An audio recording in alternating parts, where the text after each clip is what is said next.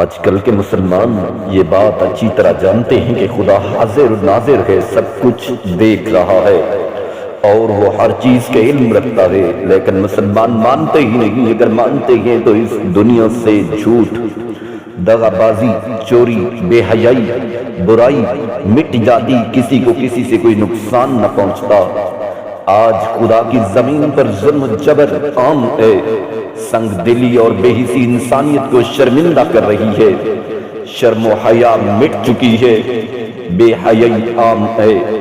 اللہ کا خوف انسان کے دل سے نکل گیا ہے، کیونکہ بعض سرپرست لوگوں کا خیال ہے کہ خدا کا نام لینے اور اس سے ڈر کر کام کرنے میں کوئی فائدہ نہیں، نہ پیٹ بھرے گا، نہ گھر چلے گا، نہ دنیا کی ضرورتیں پوری ہوں گی، نہ بینک بیلنس بنے گا۔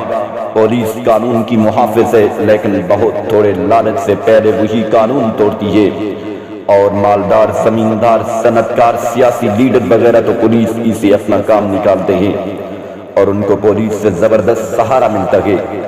جس کسی کو مخالف سمجھتے ہیں اور حق گوئی کا عادی سمجھتے ہیں، اس کو گرفتار کروا لیتے ہیں اور ایسا مزہ چکھاتے ہیں کہ پھر مخالفت کا نام بھی نہ لے اور حق بات زبان سے بھی نہ نکالے۔ یہ سب ناپاک حرکتیں اس لیے ہو رہی ہیں کہ انسان مانتا نہیں کہ اللہ انہیں دیکھ رہا ہے اور سن رہا ہے۔ اگر مانتا تو دنیا جنت بن جاتی۔ اللہ نے تاکید فرمائی ہے کہ اے مومنو، جب گواہی دو تو سچی گواہی دو اور سچ بولو، خواہ تمہیں نقصان کی کیوں نہ ہو۔ کسی کی رعایت نہ کرو اور نہ ہی طرفداری کرو۔ میں قادر مطلق سب کچھ دیکھ رہا ہوں اور سن رہا ہوں۔ اس تاکید پر ایمان رکھنے والے وقت پڑتے ہی، پیسے ملتے ہی اور کسی فائدے کا لالچ دیتے ہی جھوٹی گواہی دے دیتے ہیں۔